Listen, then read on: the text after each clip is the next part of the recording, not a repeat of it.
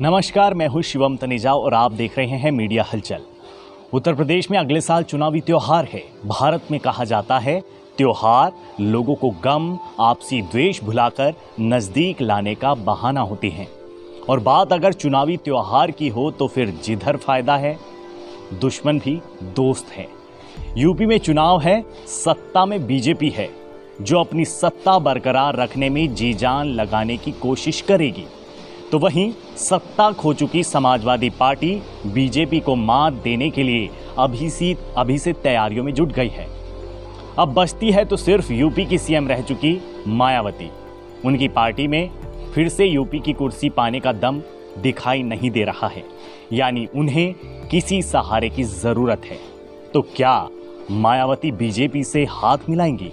सवाल पुराना है, क्योंकि अखिलेश से बुआ की दोस्ती अभी हाल फिलहाल में ही टूटी है।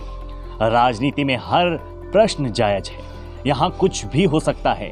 क्रिकेट से भी ज्यादा अनिश्चितताओं का खेल है राजनीति। मायावती यूपी में 3 बार बीजेपी के साथ गठबंधन कर चुकी हैं, सरकार चला चुकी हैं बीजेपी के साथ मिलकर। 2002 में गुजरात के चुनाव में वो बीजेपी के लिए वोट भी मांग चुकी हैं। 2002 में मायावती क्या करती हैं, सबकी निगाहें 2022 पर हैं। इसी पर टिकी हैं कि मायावती आखिर क्या करती हैं। हालांकि मायावती कई बार कह चुकी हैं कि 2022 के चुनाव में वो अकेले ही मैदान में उतरेंगी और किसी भी दल के साथ गठबंधन नहीं करेंगे। लेकिन मायावती मशहूर हैं चौंकाने के लिए।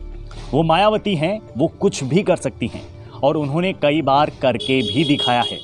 यूपी में 3 बार बीजेपी के साथ, 2 बार समाजवादी पार्टी के साथ गठबंधन और 1 बार खुद अकेले सरकार वो यूपी में चला चुकी हैं। और तो और कांग्रेस के साथ भी उनकी दोस्ती रही है। बिहार में ओवैसी, कर्नाटक में देवागौड़ा, छत्तीसगढ़ में अजीत जोगी, इन सब के साथ मायावती ने हाथ मिलाया है। हालांकि कोई भी उनका पक्का दोस्त नहीं रहा। पंजाब में भी वो आने वाले चुनावों में अकाली दल से गठबंधन करके चुनाव लड़ने जा रही हैं। यानी मायावती की किसी से दोस्ती नहीं है, पर वो सबको अपना बना सकती हैं।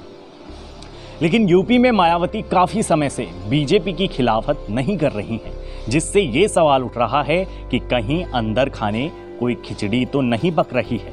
मायावती लगातार कांग्रेस और अखिलेश यादव पर हमला बोल रही हैं, पर सीएम योगी के खिलाफ एक शब्द भी नहीं। अब या तो वो सीएम योगी से कोई बैर नहीं लेना चाहती, क्योंकि एक मामले में बीएसपी चीफ और उनका परिवार सीबीआई जांच के घेरे में है और उस डर से वो बीजेपी के प्रति हमेशा से नरम रही हैं। लेकिन सत्ता के आगे किसी को कुछ दिखता नहीं है। बीजेपी इस समय देश की सबसे बड़ी पार्टी है और किसी बड़े से दोस्ती करना भी इतना आसान नहीं है। और फिर अगर बीजेपी मायावती को स्वीकार नहीं करती तो फिर माया का क्या होगा? खैर, ये अलग बात है। हकीकत ये है कि मायावती के सुर बीजेपी के प्रति नरम हैं, लेकिन 2022 में कमजोर पड़ रही मायावती को अपना शक्ति प्रदर्शन करना होगा, क्योंकि वो पहले भी अकेले दम पर यूपी का किला फतेह कर चुकी हैं। यानी मायावती कुछ भी कर सकती हैं, लेकिन इस बार वो क्या करती हैं, ये एक बड़ा सवाल है।